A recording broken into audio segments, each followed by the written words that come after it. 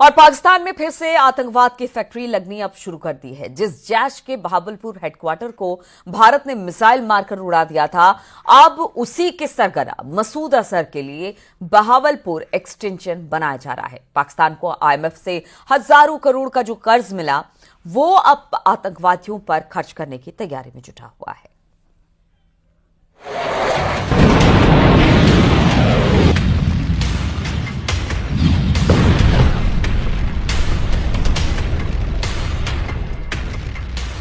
Cease fire के बाद भी पाकिस्तान की दुम टेढ़ी की टेढ़ी है।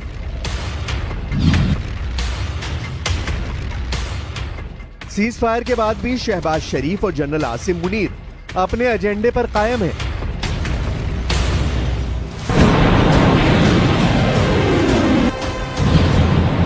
क्योंकि मिसाइलों से पिटकर भी पाकिस्तान ने जैश को दोबारा खड़ा करने का प्रोजेक्ट शुरू कर दिया है। यह है जनरल आसिम मुनीर का project Bahawalpur extension. Bahawalpur extension यानी आतंकी गुट जैश को फिर से तैयार करने का मिशन। मसूद अजहर को पाकिस्तान की सरकार देगी 14 करोड़ रुपए, जिससे वो फिर से खड़ा करेगा अपना आतंक का साम्राज्य।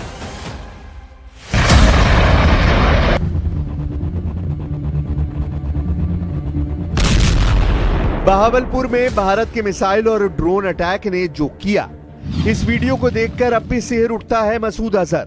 बहावलपुर में जैश के अड्डे के कोने कोने तक तबाही के दस्तखत देखे जा सकते हैं। हर चोट पर उस सजा का नाम लिखा है जिसके जख्म भारत ने पहलगाम आतंकी हमले के बाद मसूद अजहर को दी है।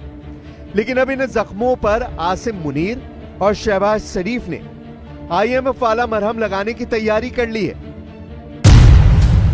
आईएमएफ यानी अंतर्राष्ट्रीय मुद्रा कोष से जो रकम पाकिस्तान को मिली, उसे पाकिस्तान ने आगे आतंकियों तक पहुंचाना शुरू कर दिया है। आईएमएफ ने पाकिस्तान को 8,400 करोड़ रुपए कर्ज की दूसरी किश्त जारी की है। लेकिन अब इसी रकम का इस्तेमाल करके पाकिस्तान मसूद अजहर की तिजोरी भरने लगा है, ताकि वो फिर से भारत के खिलाफ आतंकवाद फैलाए। यानी कर्ज में डूबे पाकिस्तान को जो कर्ज आईएमएफ से मिला, उसका इस्तेमाल शहबाज और जनरल मुनीर अब जैश जैसे आतंकी संगठनों को फिर से खड़ा करने के लिए कर रहे हैं। और यही है पाकिस्तान का बहावलपुर एक्सटेंशन।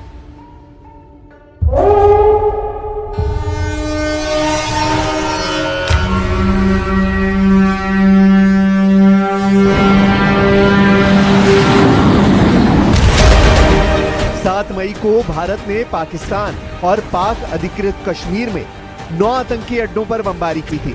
मिसाइल से हमले किए गए और ड्रोन से बहावलपुर से लेकर मुरीद के और मुजफ्फराबाद तक ऐसा सबक सिखाया कि मसूद अजहर के आंसू निकल आए। बहावलपुर में भारत ने जैश का हेडक्वार्टर तबाह कर दिया और इसी हमले में मसूद अजहर के 14 रिश्तेदार मारे गए।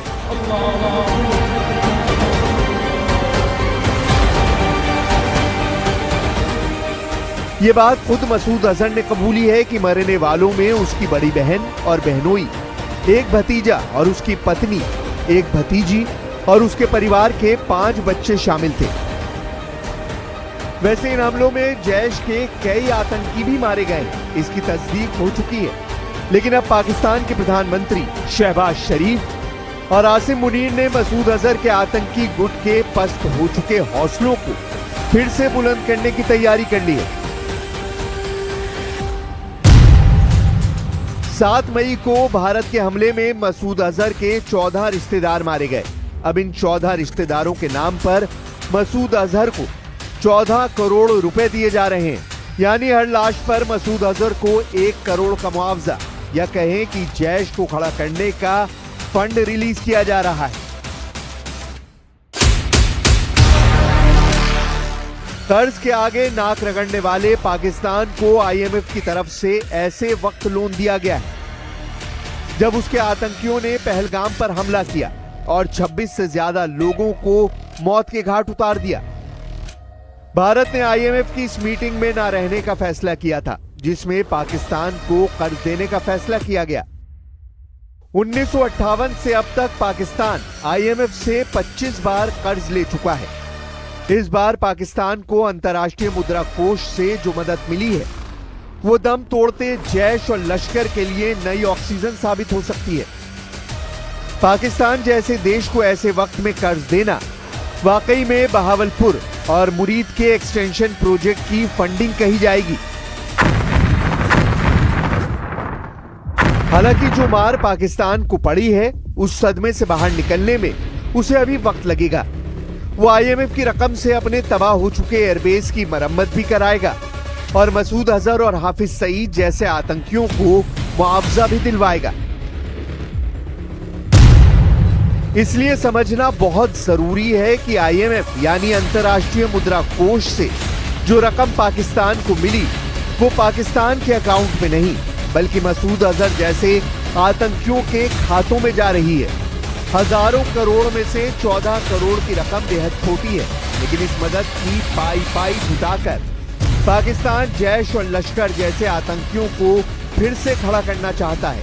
यही पाकिस्तान का बहावलपुर एक्सटेंशन है और इसी के लिए वो उस नुकसान की भरपाई करना चाहता है जो उसको भारत ने पहुंचाया है।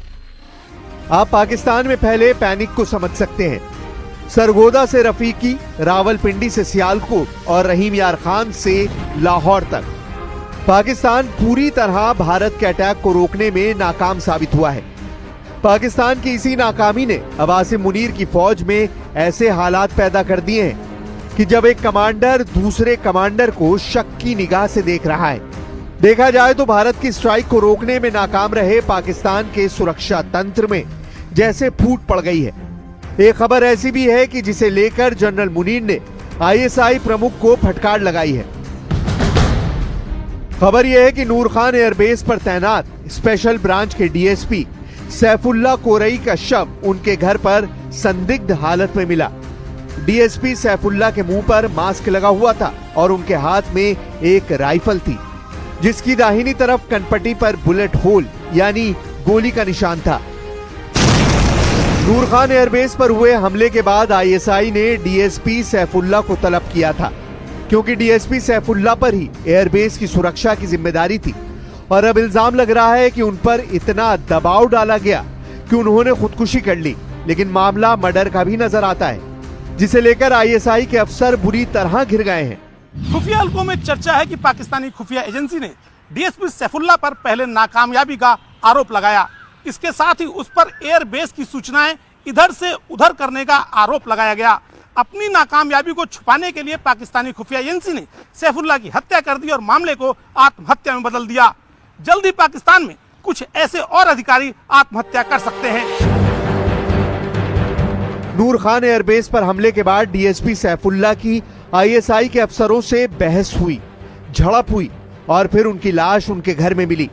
कुल मिलाकर पाकिस्तान में हुई स्ट्राइक ने वहां के एयर डिफेंस से लेकर खुफिया तंत्र और तमाम तरीके की सुरक्षा की पोल खोलकर रख दी है। नूर खान एयरबेस पर धमाके जनरल आसिम मुनीर पर बहुत बड़ा दाग माना जा रहा है क्योंकि इस हमले का मतलब है कि अगली बार अटैक हुआ तो पाकिस्तान की सेना अपने सबसे बड़े कमांडर को भी नहीं बचा पाएगी। पाकिस्तान में शुरू हो गया है ब्लेम गेम। अपनी जिम्मेदारियों से बचने के लिए पाकिस्तानी सेना और वहां की खुफिया एजेंसियां निचले अधिकारियों पर नाकामयाबियों का सेहरा सजा रही हैं।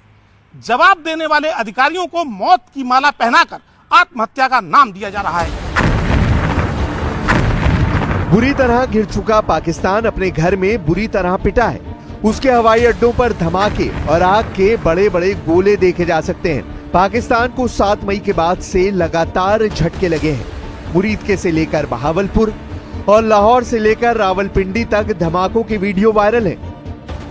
पाकिस्तान को इस बात का एहसास है कि जब जब उसकी तरफ से ऐसी मिसाइल दागी जाएगी, जवाब में उसका कोई ना कोई मिलिट्री अड्डा तबाह कर दिया जाएगा। इसकी गारंटी भारत बार बार दे रहा है।